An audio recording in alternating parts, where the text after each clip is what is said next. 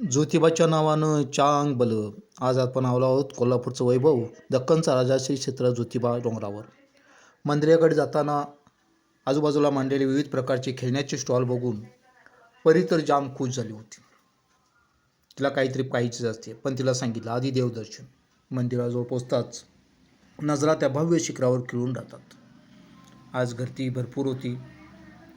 गुलालात न्हावून निघालेलं मंदिर पाहून मन तृप्त होत होतं. प्रथम आम्ही मुखदर्शन घेतलं.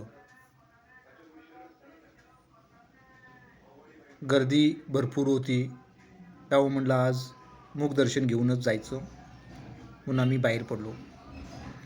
मंदिराच्या आवारामध्ये तोफ होती, तिथे फोटो सेशन चाललेलं होतं. नंदीचं दर्शन घेतलं आणि वाटेत भेटलेल्या कुत्र्याला परीने बिस्किट खाऊ घातलं.